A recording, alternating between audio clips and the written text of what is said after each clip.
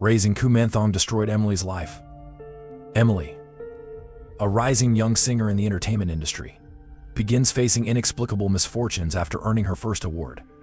At first, she dismisses the rumors and scandals as coincidences. But a close friend, Rachel, reveals something sinister. The head of her old entertainment company, Mr. Quinn, is orchestrating a campaign to ruin her career. Desperate and fearful, Emily agrees to visit a mysterious occult practitioner who specializes in Kumanthong, a spirit believed to offer protection and fortune. Initially skeptical, Emily accepts the doll, forming a pact to care for it like a child. At first, her life turns peaceful, but soon the doll begins to speak to her, warning of dark forces plotting her downfall. When a chilling turn of events ends with Mr. Quinn's sudden death, Emily realizes the power she has summoned is far more terrifying than she imagined. Now, trapped between guilt and fear, Emily tries to abandon the doll, but it's already too late. It won't let her go. Part 1. The Triumph. The golden trophy glistened under the harsh spotlight, almost blinding Emily as she clutched it to her chest. Applause thundered through the auditorium, but it felt muted in her ears. Her heart raced as her name echoed again from the speakers. Emily Thompson, Best Young Vocalist of the Year. Tears welled up in her eyes. Years of sleepless nights, failures, rejection, and heartbreak had led her to this moment. She scanned the crowd, catching a glimpse of Rachel, her best friend, smiling brightly in the front row, clapping like her life depended on it. The auditorium seemed to shimmer, the spotlight a surreal dream. Emily stepped forward, her heels clicking loudly against the stage floor, and took her place at the microphone. "Thank you," she said, her voice trembling but steady enough. "I want to thank my family, my friends, everyone who believed in me. This award isn't just mine, it's for everyone who fought alongside me," the crowd roared. Emily smiled, her body light as air as she descended from the stage. Her legs felt unsteady, as though she might collapse under the weight of the golden statue in her hands. Backstage, chaos reigned, reporters flashing cameras, assistants herding celebrities into waiting limousines, publicists whispering schedules into headsets. Rachel burst through the crowd, throwing her arms around Emily's neck. "You did it," Rachel cried, tears pooling in her own eyes. "You're the star we always knew you'd be." Emily hugged her back tightly, inhaling the familiar scent of Rachel's perfume. "I can't believe it," she whispered. This can't be real. It's real." "All right," Rachel said, grinning through her tears. She gestured at the trophy. "That's real too. You're at the top now, Emily. You did it." As they left the theater, a black limousine waited for them at the curb, its tinted windows and sleek frame making Emily feel like a movie star. She climbed in with Rachel, still clutching the award as though it might disappear if she let go. "Champagne?" Rachel asked, popping open a bottle from the car's bar. "We have to celebrate." Emily laughed softly. "I think I'm still in shock." "Shock? Girl, this is just the beginning," Rachel said, clinking her glass against Emily's. "You're the hottest name in the industry right now. The world is at your feet." Emily nodded, her heart swelling with joy. She glanced out the window at the city lights blurring by, the bright glow of neon signs and street lamps painting a picture of endless possibilities. For the first time in years, she felt unstoppable. But as she turned back to her reflection in the glass, something strange caught her eye. A flicker, a shadow. It was gone in an instant, leaving Emily frowning faintly. The next morning, Emily woke up to a ringing phone and dozens of notifications. Her social media accounts had exploded overnight. News outlets hailed her as the next big thing, and fans poured their love into comments under her videos and photos. "Emily Thompson's voice will redefine this generation of music," one article read. She grinned, scrolling through the messages. Rachel's words echoed in her mind, "The world is at your feet." Days turned into a whirlwind of press interviews, photo shoots, and meetings. Emily barely had time to eat or sleep. Wherever she went, people recognized her, their voices buzzing like static in her ears. "Is that Emily Thompson? She's even prettier in person. Her voice is unreal." Rachel kept her grounded. Every evening, they collapsed onto Emily's couch, laughing about the madness of it all. "This is what you worked for," Rachel would say. "You earned it," and Emily believed her. Until the first whisper started. It began online. A single comment under one of her award photos. Did she really deserve that award? At first, Emily brushed it off. Trolls were everywhere, and no one could make everyone happy. But then more appeared. I heard she stole someone's song. Her manager paid for that trophy. Emily's stomach twisted as the comments multiplied. Blog articles popped up overnight, accusing her of backstabbing colleagues, sabotaging other artists, and sleeping her way to fame. None of it was true, but the accusations spread like wildfire. Don't read that garbage, Rachel said, snatching the phone from Emily's hand one night. They're just jealous. It'll blow over, but it didn't. A week after the award ceremony, Emily's phone rang less. Calls for interviews stopped. Brands who had reached out for partnerships pulled back with sudden silence. Her own manager avoided eye contact during their last meeting. What's happening to me? Emily sat alone in her apartment, staring at the golden trophy on the shelf. Its glow seemed dimmer now, as though the accusations had tarnished it. Her phone buzzed again. Rachel's name flashed across the screen. Emily, Rachel said quietly when she picked up. We need to talk. Emily's heart sank. About what? It's Quinn. Emily's blood ran cold. Quinn? My old manager. Yes, Rachel said, her voice trembling. He's behind this. Someone who works for him told me he's paying PR teams to spread these rumors. He's trying to destroy you, Em. Emily's hand shook as she clutched the phone tighter. Quinn, the man she'd trusted for years. She'd refused to renew her contract with his agency after he pushed her too hard, and he had taken it personally. She knew he was ruthless, but this... What do I do? Emily whispered, tears burning her eyes. There was a long silence. Then Rachel spoke softly. I know someone who can help you, but it's unconventional. Emily frowned. What do you mean? It's a man? A practitioner. He deals with spirits. Something called a Kumanthong. Emily felt a chill creep up her spine. Rachel, are you serious? I wouldn't suggest it if I wasn't, Rachel said firmly. You need protection. And this is the only way I know. Emily sat frozen, her mind racing. Spirits, magic, dolls. It sounded absurd, like something from a horror movie. But what choice did she have? Desperation is a powerful thing. Where do we go? Emily whispered. The house loomed at the end of 59 Lark Avenue, shrouded in shadow. Its iron gate groaned as Rachel pushed it open, and the two women stepped cautiously into the overgrown courtyard. The air felt wrong, heavy, cold, as though the house itself watched them. Are you sure about this? Emily whispered, clutching Rachel's arm. Yes, Rachel said, though her voice shook slightly. Come on. A tall, thin man answered the door, his face expressionless. Without a word, he led them into the darkened house. Part 2. The fall begins. The golden trophy sat in the center of Emily's living room, glowing under the pale morning light. But its shine seemed dimmer now, almost mocking. Just a week ago, it had felt like her entire world was finally falling into place, a pinnacle of her hard work, her dreams realized. Now, that golden symbol of triumph felt like a curse. It had started slowly, like a crack in glass. The first sign was a comment online. Did she really deserve that award? At first, Emily brushed it off. Trolls were everywhere. It was part of being in the public eye. But then the crack widened. Rumors. At first, they were whispers in the background, something she could ignore. A blog accused her of stealing someone else's song. Another claimed the award had been bought by her manager.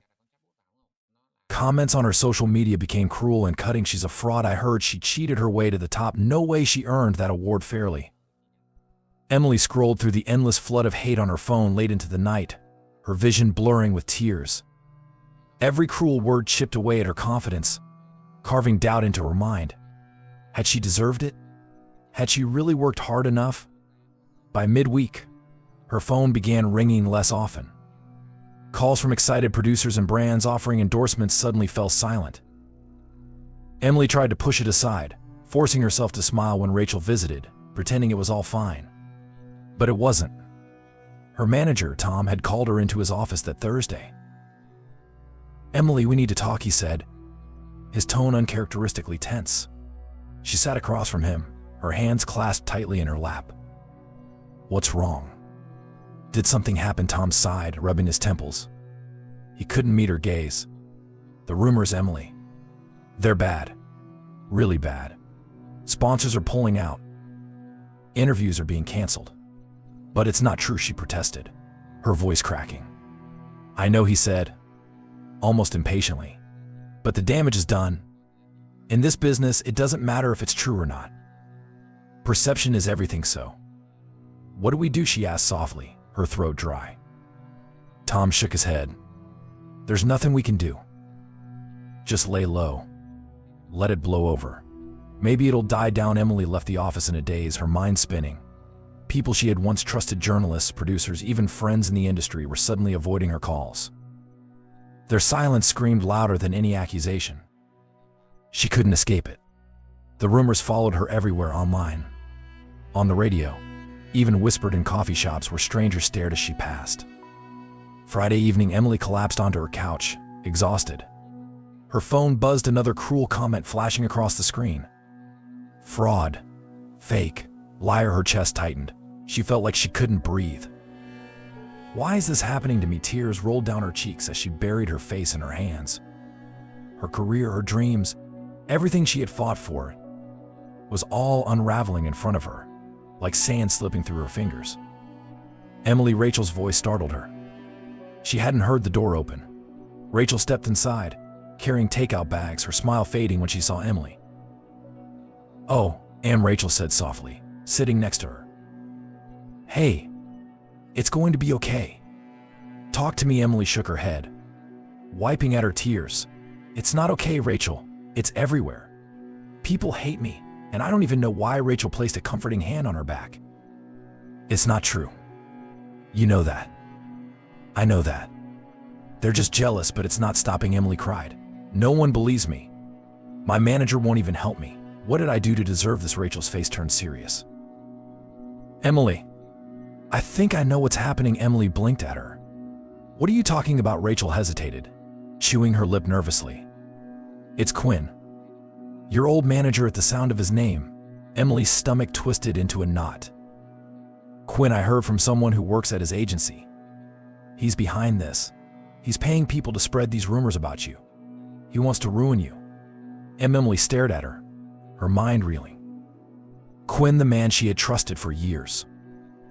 The man she had walked away from when he pushed her too hard, when he demanded too much. She knew he hadn't been happy when she left. But this, why would he do that? She whispered, her voice barely audible. Rachel looked away. Revenge. He has money, power, and a grudge. Emily's hands shook. She felt sick. How could someone be so cruel, so vindictive? What am I supposed to do? She asked, her voice breaking. How do I stop him? Rachel hesitated again. When she spoke, her voice was low, careful. There might be a way. But it's not something I'd usually suggest. Emily frowned, confused. What do you mean? Rachel swallowed hard. Do you believe in spirits, Em? In things beyond this world? Emily blinked at her. Spirits? Rachel, what are you talking about? I know someone, Rachel said quickly. A practitioner. He deals with something called a Kumanthong. It's a spirit. It protects people, especially people like you who are being attacked. Emily stared at her, feeling a chill crawl over her skin. A spirit? I know it sounds crazy, Rachel admitted, but I've seen it work. People use it for protection, for success. And right now you need something to protect you. Emily shook her head, her heart pounding. That's ridiculous. I'm not doing that, please, Emily. Just listen to me. Quinn won't stop until you're destroyed. You said it yourself, no one's helping you. What other choice do you have? Emily opened her mouth to protest, but the words died on her lips. Rachel was right. She had no options left. She couldn't fight someone as powerful as Quinn. Not on her own. Desperation clawed at her chest. She felt like she was drowning, grasping for anything to keep her afloat. Where do we go? She whispered finally. Rachel exhaled in relief. There's a place. A man. I'll take you tomorrow. Emily stared at her hands trembling in her lap. What am I doing? She didn't believe in spirits and magic. But as the walls of her life continued to crumble, she realized something terrifying. She was willing to try anything. Anything to stop the fall. Part 3. The Revelation. Emily sat on the edge of her bed, staring at the golden trophy across the room. Its once glorious shine felt meaningless now, like a cruel reminder of how quickly her life had unraveled. The silence of her apartment pressed against her chest, suffocating. She had silenced her phone hours ago, unable to bear another cruel comment or news alert. A knock on the door jolted her out of her thoughts. "Emily? It's me." "Open up," Rachel's voice came through, soft but urgent. Emily hesitated for a moment, her hand trembling as she reached for the doorknob. Rachel entered quickly, her expression tense. She carried 2 coffees and set them down on the table before turning to Emily. "You haven't been answering my calls," Rachel said softly.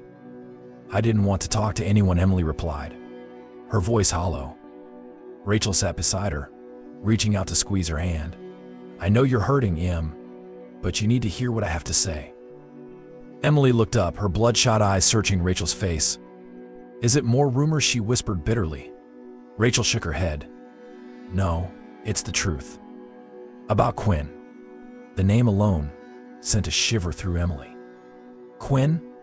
What about him?" Rachel hesitated, as though choosing her words carefully. "Emily, he's behind everything." Emily froze. "What are you talking about?" Rachel's voice was steady but low, as though she was afraid someone might hear. "I spoke to someone. A contact inside Quinn's agency. He's the one spreading the rumors about you.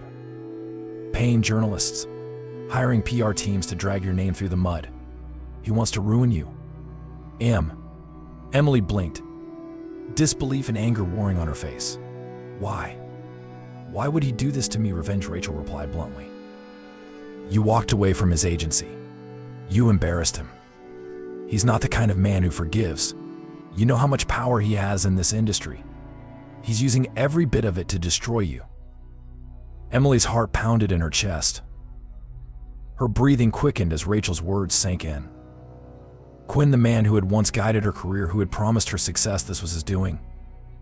She thought back to his cold eyes, the way his smile had disappeared the day she told him she wouldn't be renewing her contract.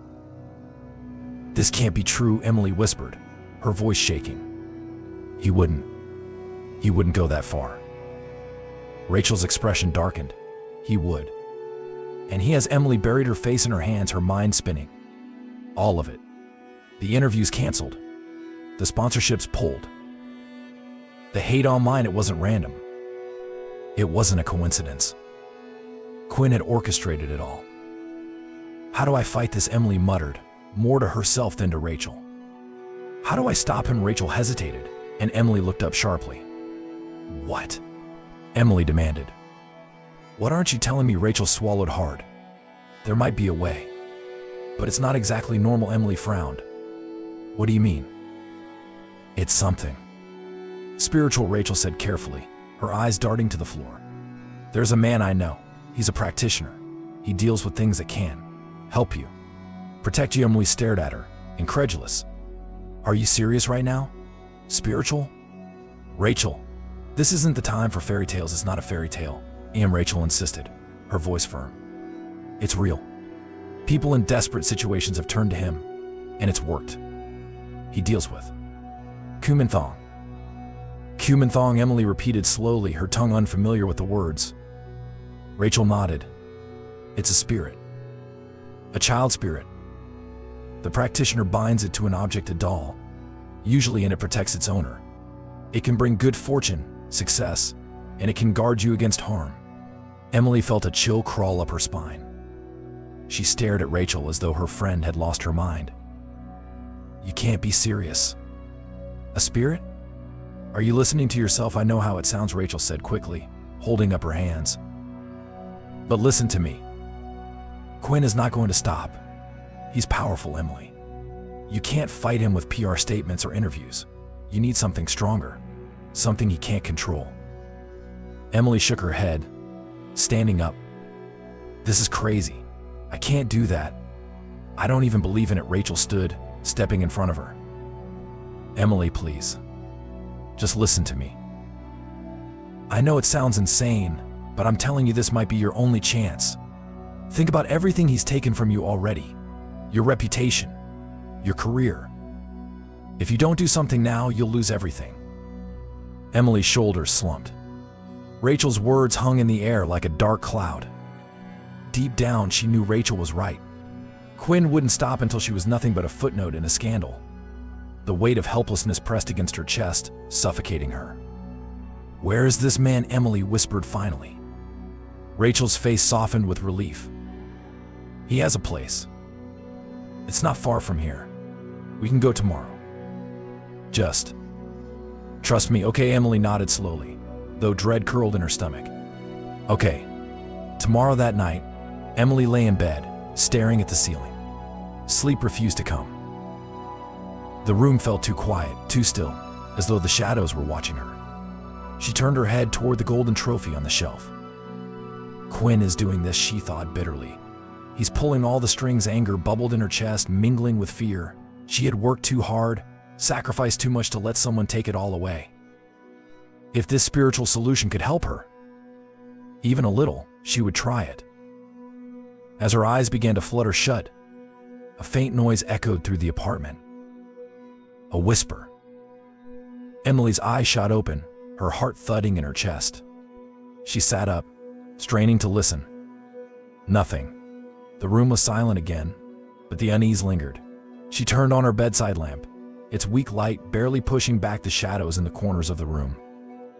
Pulling the covers tighter around her, Emily whispered to herself, "It's going to be okay." The words felt hollow, a fragile lie against the growing dread in her heart. Tomorrow would be the first step toward something she didn't understand. But desperation had a way of erasing doubt. As the night stretched on, Emily lay awake, the shadows watching her. Somewhere in the distance, a faint hum lingered in the air, like the echo of a voice she couldn't quite hear. Part 4. A desperate solution. The morning sun struggled to pierce through the heavy clouds as Emily and Rachel drove in tense silence. The city's familiar streets gave way to narrow, desolate roads lined with thick trees that loomed like watchful sentinels. The atmosphere in the car was suffocating, weighed down by the unspoken fear neither of them dared to address. "Are you sure about this?" Emily finally broke the silence, her voice a whisper. Rachel gripped the steering wheel tightly, her knuckles white. "As sure as I can be. I wouldn't bring you here if I didn't believe it could help." Emily stared out the window, her chest tight. This was madness. The idea of visiting some mysterious man who claimed to control spirits sounded like something out of a cheap horror movie. Yet here she was with nowhere else to turn. Desperation had stripped away her skepticism, leaving her raw and vulnerable. "What's his name?" Emily asked quietly. "I don't know," Rachel admitted. "People just call him the practitioner." "Great," Emily muttered sarcastically. "Sounds like someone I want to meet." Rachel didn't respond. The car rolled to a stop in front of an ancient, crumbling house at the end of a dirt road. Its roof sagged under the weight of years, and the windows were dark, empty like dead eyes. Ivy crept up the stone walls, giving it the look of something long abandoned. "We're here," Rachel said, shutting off the engine. Emily's hands trembled as she unbuckled her seatbelt. "It doesn't look very welcoming." "It's not supposed to," Rachel replied grimly. They stepped out of the car, and Emily shivered as a cold breeze swept through the trees, rustling the dead leaves scattered on the ground. The house seemed to watch them, its stillness unsettling. "Are you sure this guy isn't just a scam artist?" Emily asked, her voice barely above a whisper. Rachel turned to her, her expression serious. "Emily, listen to me. I know you're scared. But I've seen people come here at their lowest just like you, and I've seen them walk away. Different. It's real. You just have to trust me." Emily swallowed hard, her throat dry. Different, the word lingered in her mind like an ominous warning. Rachel knocked on the weathered door, and the sound echoed unnaturally, as if the house itself were hollow. A long, heavy silence followed before the door creaked open. A tall man stood in the doorway, dressed in black robes. His face was gaunt, with sharp features that looked almost inhuman under the dim light. "We have an appointment," Rachel said, her voice firm but respectful. The man said nothing, only nodding once and stepping aside to let them in. Emily hesitated on the threshold, her instincts screaming at her to turn back, but Rachel grabbed her arm gently and pulled her forward. Inside, the air was thick and heavy, carrying a strange smell of incense mixed with something metallic and sharp. Candles flickered along the walls, casting long, dancing shadows that seemed alive. Emily's heart pounded in her chest as they followed the man down a narrow hallway into a large, windowless room. The room was filled with strange objects: clay pots, statues, jars filled with dark liquid. In the center sat a small table, and upon it a doll. It was unlike anything Emily had ever seen. About 2 feet tall, it was dressed in traditional clothing, its face painted with delicate, human-like features. Its glassy eyes seemed to stare directly at her. Emily stopped short, her breath catching in her throat. "What is that?" she whispered. Kumanthong, the man, finally spoke, his voice low and gravelly, as if it scraped the back of his throat. A spirit bound to protect the doll's presence sent chills down her spine. Its lifelike features and empty stare unsettled her, making her feel as though it could move at any moment. She glanced at Rachel, but her friend only gave her an encouraging nod. The practitioner gestured to a thin mat on the floor. Sid. Emily obeyed reluctantly, her legs folding beneath her as she sat opposite the doll. The practitioner sat as well, his robes pooling around him like shadows. He began speaking in a language Emily didn't recognize, his voice rhythmic and hypnotic. The candles around the room flickered violently, and the air seemed to grow colder. Emily's skin prickled as she felt something shift. The room, no. The entire house seemed to be holding its breath. "The spirit hears your pain," the practitioner said suddenly, breaking his chant. His eyes met hers, and Emily flinched at the intensity of his gaze. "You seek protection. You seek justice." Emily nodded hesitantly. "Yes, I need help. Someone is trying to destroy me. My life. It's falling apart." The practitioner nodded, as though he already knew. "The Kumanthong will protect you. But you must care for it.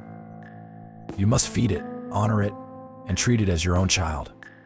Do you understand?" Emily's chest tightened. "Feed it," he gestured to a small silver tray near the doll. It held a bowl of milk, pieces of candy, and a red ribbon. "Offerings," he explained. "The spirit requires your devotion. In return, it will guard you from harm." Rachel squeezed Emily's hand. "You can do this, Em. It's worth it." Emily stared at the doll, her mind warring between terror and desperation. Everything about this felt wrong. The cold air, the flickering shadows, the way the doll's eyes seemed to pierce through her.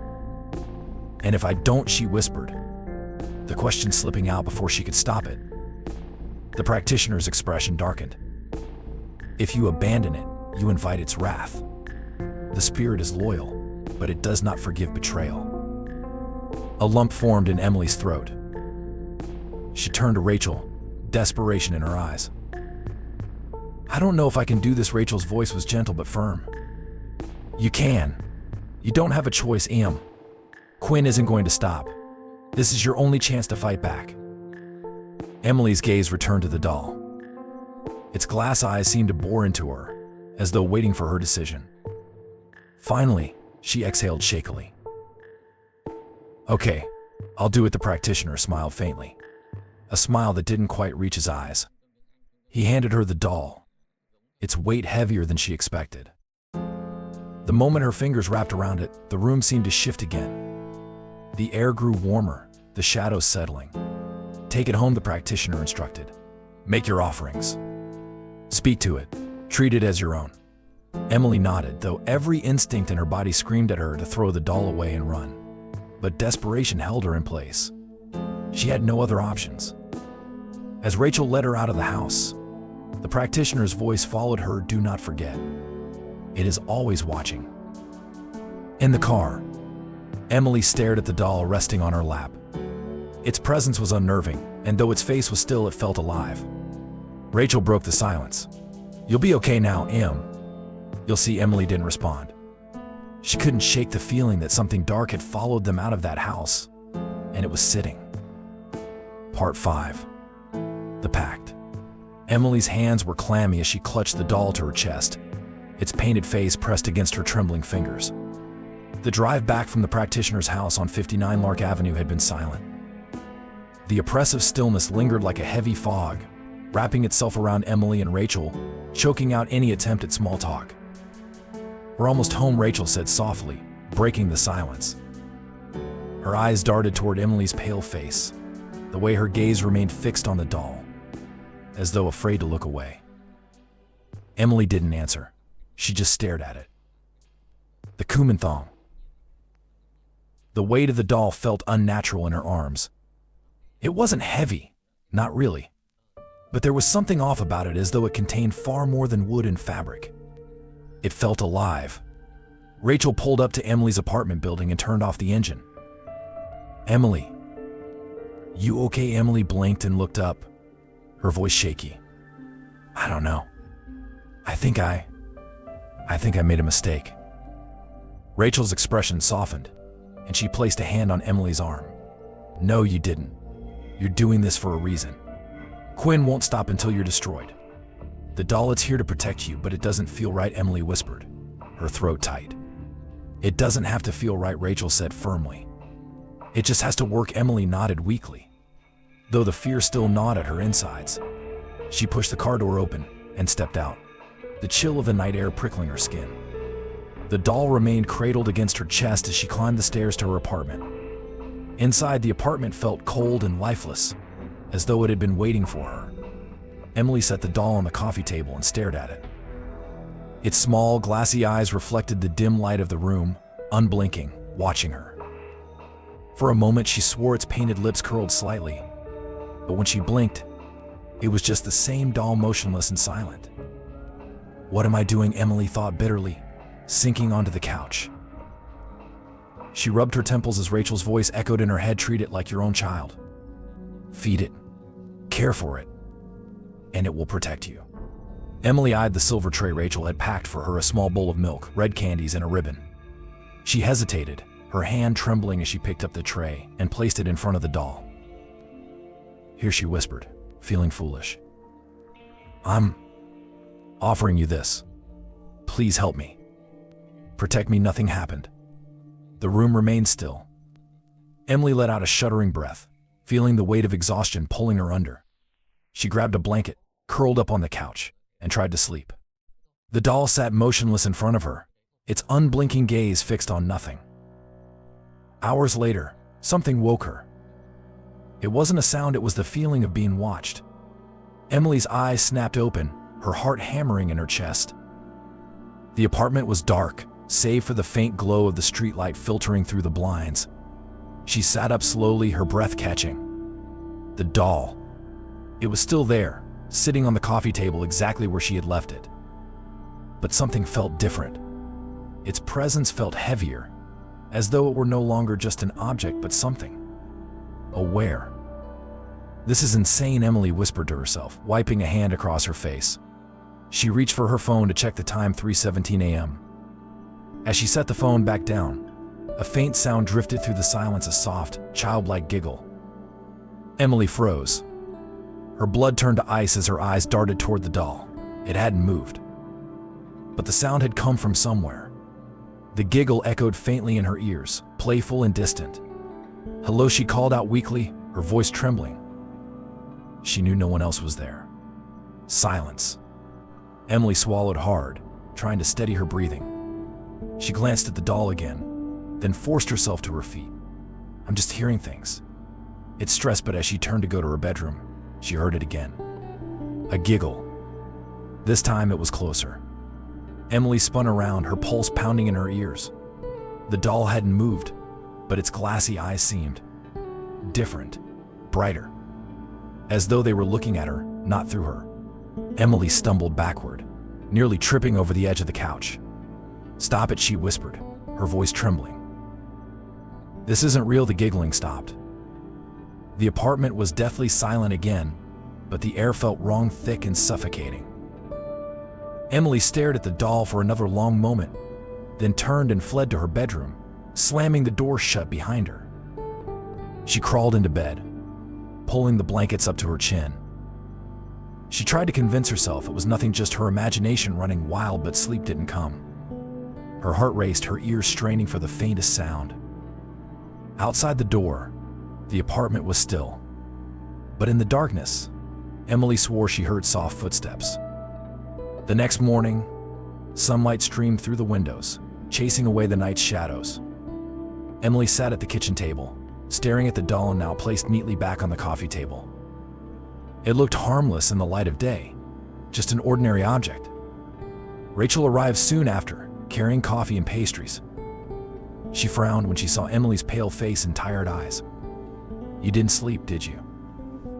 Rachel asked softly. Emily shook her head. "I heard things last night. I think the doll it laughed. Like a child." Rachel's face remained calm, though her eyes darkened. "It's just the spirit's presence. That means it's listening to you listening," Emily repeated, her voice weak. "Rachel, this thing it's not normal. I don't know if I can do this." Rachel grabbed her hands and looked her straight in the eyes. "You can.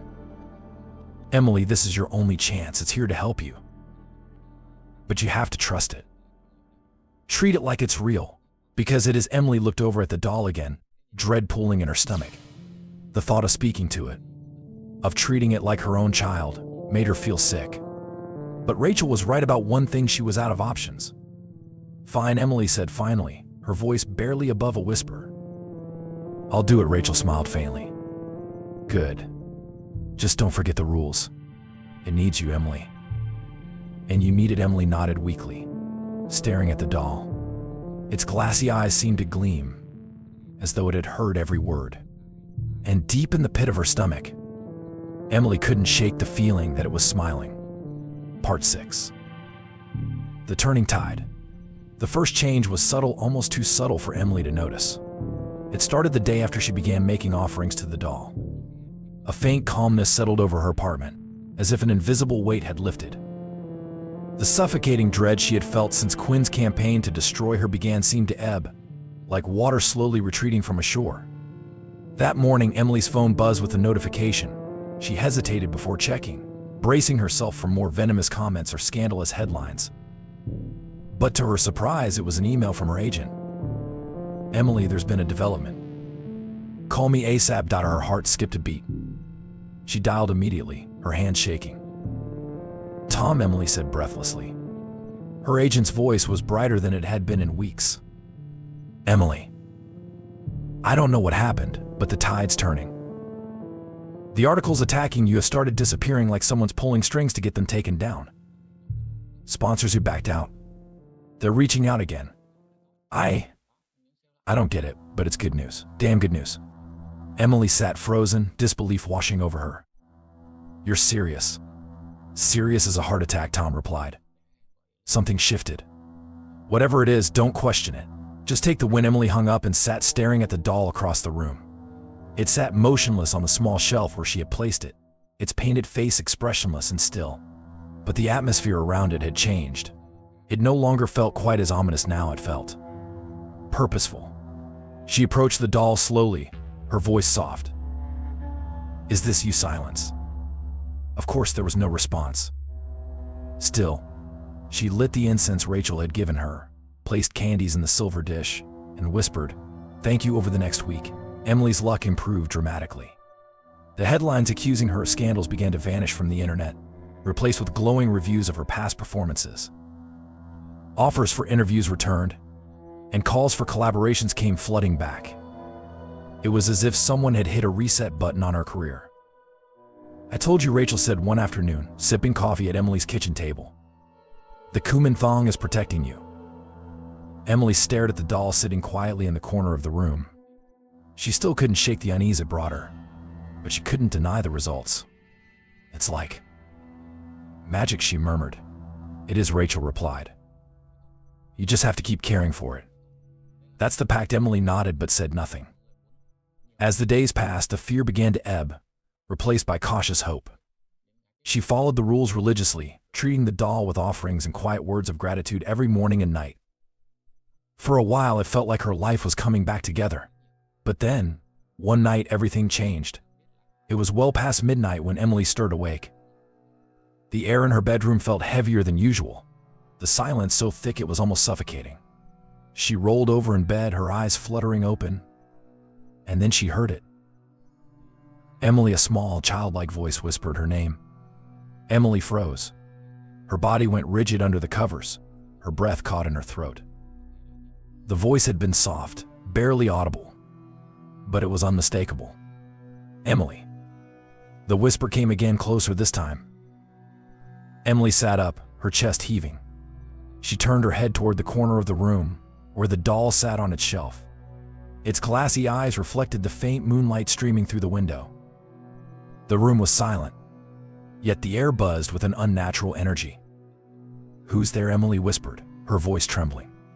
The doll didn't move. It sat perfectly still, its painted smile unchanging. Emily tried to convince herself it was just a dream, a trick of her mind, but deep down she knew better. She grabbed her phone and glanced at the time, 3 a.m. Of course it was. As she moved to lie back down, the voice came again, soft, yet somehow insistent. "Danger is coming." Emily's blood turned to ice. She whipped her head toward the doll again, her heart pounding. She felt it now, a presence in the room. Something unseen but very real. "What do you mean?" she whispered shakily, though she didn't expect an answer. The voice didn't come again. The air remained still, the shadows unmoving. Emily sat in bed, her body trembling, unable to close her eyes for the rest of the night. The next morning, Emily barely touched her coffee as Rachel stared at her, concerned. "You look awful," Rachel said. "What happened?" Emily hesitated before answering. "The doll. It spoke to me." Rachel's brows furrowed. "What did it say?" "It warned me," Emily said quietly. "It said danger is coming." Rachel's face paled slightly, but she quickly recovered. "Maybe it's just telling you to be careful. Spirits can sense things we can't. You should listen to it." Emily nodded faintly, though her unease lingered like a shadow at the back of her mind. That evening, the news broke. Rachel called Emily, her voice shaky. "Em, are you watching the news?" "No." "Why?" Emily replied, confused. "Turn it on." Now Emily grabbed the remote, her heart racing as the screen flickered to life. The image of Mr. Quinn's mansion filled the screen, surrounded by flashing police lights. "Breaking news: prominent talent agent found dead in his home." Emily's breath caught in her throat. The reporter's voice carried through the screen. "Sources say Mr. Quinn, head of one of the largest talent agencies in the country, was discovered in his home late last night. Police are investigating the cause of death, but early reports suggest." Emily couldn't hear the rest. Her ears were ringing. She sank onto the couch, her hands trembling as she gripped the phone. "He's dead," she whispered. Rachel's voice came through the phone. "Emily, do you think?"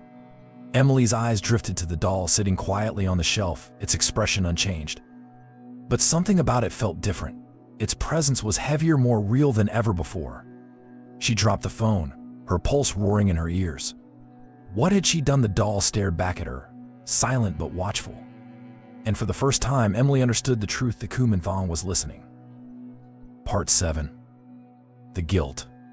Emily sat alone in the living room, the glow of the television casting eerie shadows across the walls. The news report about Quinn's death played on a loop, the words "found dead" ringing in her ears like a death knell. She couldn't tear her eyes away from the screen. The mansion, the flashing lights, the reporters swarming the gate, it all felt surreal. But the image that haunted her most was Quinn's face, pale and lifeless, as described by the reporter. A chill ran down her spine. "No," Emily whispered to herself. "This isn't real." Her gaze shifted to the Kumanthong. It sat on the shelf, its small, painted face staring blankly ahead. Emily stood slowly, her breath shaky. "You did this," she whispered, her voice trembling. "Didn't you?" Silence. She took a step closer, her heart pounding in her chest. "Tell me, did you kill him?" The doll didn't move. Of course it didn't. It was just wood and paint, wasn't it? Emily grabbed it roughly, her fingers digging into the fabric of its clothes. You're evil," she choked out, tears streaming down her face. "I never asked for this." She carried the doll into her bedroom, yanking open the closet. A shoebox sat in the corner, dusty and forgotten. Emily threw the doll inside, slammed the lid shut, and shoved the box to the back of the closet. "Stay there," she muttered, as though speaking to it would make it real and make it stay locked away. That night, the apartment felt colder than usual. Emily lay curled up in bed, the blanket pulled up to her chin, but it offered no comfort. Her mind wouldn't quiet. The news of Quinn's death echoed in her thoughts, intertwining with the image of the doll. "Did you kill him?" she had asked. The question taunted her. Was it coincidence, or was the Kumanthong really listening? Could it truly act on its own? As her eyes began to flutter shut, a sound jolted her awake. Tap, tap. It was faint, almost like fingernails against wood. Emily sat up, her breath caught in her throat. She turned on the bedside lamp, her eyes darting around the room. The sound stopped. "Just my imagination," she whispered shakily. But then it came again. Tap, tap, tap. Her gaze shot toward the closet. No, she forced herself to her feet, her heart pounding as she crept toward the closet door. Her fingers shook as she grasped the handle and slowly pulled it open. The shoebox was sitting exactly where she had left it. Emily let out a small, shuddering breath. "See? It's fine. Then the lid of the box shifted. Emily stumbled backward, a strangled cry escaping her lips. Her legs refused to move as the box rattled, the sound impossibly loud in the silence. "No," she whispered. "This isn't happening." The box fell still. Emily stared at it, her pulse roaring in her ears. After what felt like hours, she crept closer again, holding her breath. Slowly, she opened the lid. The doll was gone. Her scream caught in her throat. She turned around, her vision swimming. And then she heard it, a soft, familiar voice, drifting through the darkness. "Mother, why did you abandon me?" Emily spun around, her heart threatening to burst. The voice was small, childlike but full of accusation. She backed away, her body trembling. "Who's there?" she choked out. The voice came again, closer now. "Mother, don't you love me?" Emily's legs gave out, and she collapsed to the floor, clutching her chest as her breathing grew erratic. She turned her head slowly, and there it was. The doll. It sat at the foot of her bed, its head tilted slightly to one side. Its glass eyes gleamed in the faint light, reflecting her terror. "How?" Emily whispered, tears streaming down her cheeks. "Why are you here, Mother?" the voice whispered again, though the doll's lips didn't move.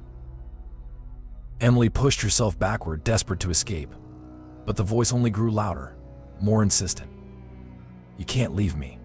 You promised to take care of me."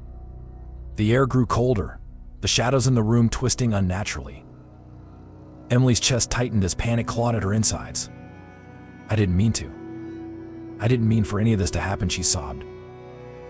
"Please, leave me alone." The doll remained still, but the voice surrounded her now, echoing from every corner of the room. "Mother, you can't abandon me." Emily screamed, the sound ripping through the stillness of the night. She bolted from the room, stumbling down the hallway, her vision blurred by tears. The voice followed her, relentless. "Mother, why don't you love me anymore?" She threw open the front door and ran into the cold night air, her bare feet slapping against the pavement. The city was silent, the streets empty. Emily fell to her knees, her sobs echoing in the stillness. The voice stopped. She gasped for breath, clutching her arms around herself as she rocked back and forth on the ground. It was gone. The voice was gone. For now. But as she turned her head back toward her apartment, she saw it. In the window of her bedroom, the faint outline of the doll, sitting on her bed, watching her. Emily let out a broken sob, tears streaming down her face as she whispered to herself, "What have I done?" Part 8. The Haunting. The next morning, Emily sat huddled on her couch, her arms wrapped tightly around her knees. The apartment felt like a prison. Every creak of the floorboards, every faint rustle of wind outside, sent her nerves spiraling into overdrive. Her eyes were red, hollow from lack of sleep, and her thoughts raced endlessly. The doll. It wasn't a nightmare. She'd seen it. She'd heard it. Mother Emily shuddered violently at the memory. She squeezed her eyes shut, rocking slightly as she whispered to herself, "It's not real. It's not real," but she knew it was real. The doll sat innocently on the shelf again. She hadn't touched it. She couldn't bring herself to. Yet, there it was, staring out with those unblinking glass eyes. Somehow it always returned to that same spot. It wants something from me, Emily thought. It won't let me go and knock at the door made her jump. She scrambled off the couch, her heart hammering in her chest. When she peeked through the peephole, she let out a shaky breath. It was Rachel. Emily yanked open the door. "Thank God you're here," Rachel stepped inside, immediately noticing Emily's disheveled appearance. "Emily, you look awful." "What's happening?" Emily closed the door and turned to her, tears brimming in her eyes. "It won't stop. The doll. It's haunting me. It talks to me, Rachel. It moves. It follows me." Rachel's expression darkened, but her voice remained calm. Are you sure? Maybe it's just your stress. Everything that's happened lately, no." Emily shouted, startling Rachel. "I'm not imagining it. It spoke to me last night. It called me mother and asked why I abandoned it." Rachel's face paled, her calm demeanor faltering. "The Kumanthong. It's not just an object, Emily. It's a spirit. You've made a pact with it. It needs your care, your devotion. If you try to abandon it," Emily's breath hitched. "What happens if I abandon it?" Rachel hesitated. "It could turn on you. Spirits like the Kumanthong are loyal, but they don't forgive betrayal. If you've broken the pact, it won't stop until you've paid for it." Emily sank onto the couch, her body trembling. "What do I do?" "You have to make it right," Rachel said softly. "You have to care for it again. Offer it food. Apologize to it." "I can't," Emily whispered, shaking her head. "I don't want it anymore. I don't want any of this." Rachel knelt beside her, gripping her shoulders. "Emily, listen to me. If you don't honor the pact, it will only get worse." Emily looked at her, tears streaming down her face. "How much worse can it get?" Rachel didn't answer. That night, Emily sat cross-legged in front of the doll. The silver tray sat before it, laden with offerings, milk, candies, incense. Her hands trembled as she lit the incense, the thin stream of smoke curling into the air like tendrils. The doll's glass eyes reflected the flickering candlelight. "I'm sorry," Emily whispered, her voice hoarse. "I'm sorry I tried to abandon you. I didn't mean to. Please, just leave me alone." The silence pressed down on her like a weight. She stared at the doll, waiting for something, anything to happen. Nothing. Emily exhaled shakily, relief beginning to trickle in. Maybe Rachel was right. Maybe this was all she needed to do. She stood up and turned off the lights, leaving the offerings behind. For the first time in days, she felt like she might sleep. She woke to the sound of whispers. At first it was faint, like wind slipping through cracks in the walls, but it grew louder, more distinct. "Mother. Mother." Emily sat up, her heart pounding so hard it hurt. The room was pitch black, but the whispers surrounded her, coming from every direction. "Why did you leave me, Mother? Don't you love me?" Emily clamped her hands over her ears. "Stop it. Leave me alone." But the voice didn't stop. It grew louder, more malicious. "You broke your promise. You tried to throw me away." Something cold brushed against her ankle. Emily screamed and scrambled out of bed, fumbling to turn on the light. The bulb flickered to life, bathing the room in a sickly yellow glow. Her breath hitched as she saw it. The doll sat at the foot of her bed. Its head was tilted again, as though it were watching her. Its small body was motionless, but its presence filled the room like a thick fog. How Emily choked, tears streaming down her face. She backed against the wall, her entire body shaking. "How are you doing this?" The whispers continued, louder now, echoing through the room like screams. "You will love me, Mother. You will take care of me." The light above her flickered violently, then went out. The room plunged into darkness. Emily's screams rang through the apartment as the whispers rose into a cacophony, the voice no longer soft and childlike but angry and distorted. UNT Escape Maine. The next morning, Rachel found Emily huddled in a corner of her bedroom, clutching a blanket to her chest. Her eyes were wide, unblinking, staring at the floor. The doll sat neatly on the bed, its head tilted just so. Rachel crouched beside her, speaking softly. Emily?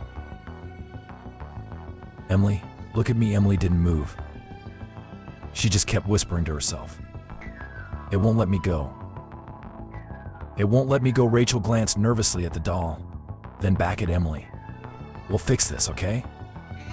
I promise. We'll find a way to stop it, but deep down, Rachel knew the truth. The pact had been made, and the spirit was not finished yet. Part 9. The final toll. 3 days passed without word from Emily. Rachel's calls went unanswered, and her messages remained marked as read, but no reply ever came. A gnawing unease twisted in Rachel's gut as she stood outside Emily's apartment door, clutching her phone tightly. Emily? It's me, Rachel, she called, knocking again. The silence behind the door felt unnatural, as though the air itself refused to move. Rachel's hand hovered over the doorknob. Emily always locked the door, but when she turned it, the latch clicked open. The door swung inward with a slow, creaking groan. Rachel stepped inside cautiously. The apartment was dark, the heavy curtains drawn tightly shut. A faint smell hung in the air, stale, metallic, tinged with something sweet. Rachel's skin prickled as she walked further inside, the hairs on the back of her neck standing on end. Something felt wrong. The living room was in disarray. The silver tray Emily used for offerings lay overturned on the floor, the milk dried into a sticky stain. The candies were scattered like discarded toys. Emily, Rachel called again, her voice shaking. She turned the corner toward the bedroom, and her heart froze. Emily was there, sitting on the edge of the bed. Her head hung at an odd angle, her hair falling in tangled strands over her face. She sat unnaturally still, her hands limp in her lap, her entire body slack. Rachel took a step forward, her trembling voice barely a whisper. Rachel's breath caught in her throat as she moved closer. The light filtering through the cracks in the curtains revealed Emily's face. Her eyes were wide open, glassy and lifeless. Her mouth was frozen in a grimace of pure terror, as though her final moments had been spent screaming. Her skin was pale, her lips tinged blue. Oh my God, Rachel gasped, stumbling backward, her hand flying to her mouth to stifle a sob.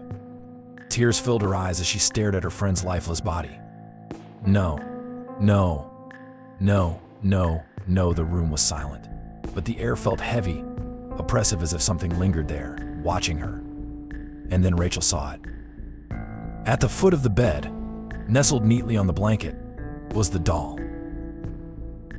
The Kumanthong. It sat perfectly still, its head tilted slightly, as though it were looking directly at Rachel. Its painted lips seemed to curve into the faintest of smiles. Its glass eyes gleamed in the dim light, reflecting Emily's frozen expression of terror. Rachel stumbled back further, her knees buckling. She clamped a hand over her mouth to stop herself from screaming. Her gaze darted between the doll and Emily's body, her mind racing. This can't be happening, Rachel whispered through her tears. A knock at the door startled her, and a voice called out, "Police. Is anyone in there?" Rachel turned toward the sound, her body trembling as officers entered the apartment. Within moments, the room erupted into chaos. "Ma, I am." "Step back," one of the officers barked, ushering her out of the bedroom. Rachel let them guide her to the living room, her hands still shaking uncontrollably. Through the open bedroom door, she heard the murmur of voices, officers discussing Emily's body, speculating on the cause of death. "No signs of foul play," one said. "Could be a heart attack." "The face's frozen expression. Some kind of extreme shock," another muttered. Rachel squeezed her eyes shut, her heart pounding in her chest. "Natural causes," that's what they would say. That's what they would tell the world. But Rachel knew the truth. She turned her head slowly, her gaze drifting back toward the bedroom. From where she sat, she could see the doll still sitting at the foot of the bed, perfectly untouched. It was smiling. A tear slid down Rachel's cheek as she whispered, barely audible, "You did this." The officers didn't notice. They couldn't feel it the way the room seemed alive, the way the shadows twisted unnaturally in the corners. But Rachel could. The air around the doll seemed to ripple, as though it were breathing, watching. It had claimed Emily. And now Rachel realized it was still waiting.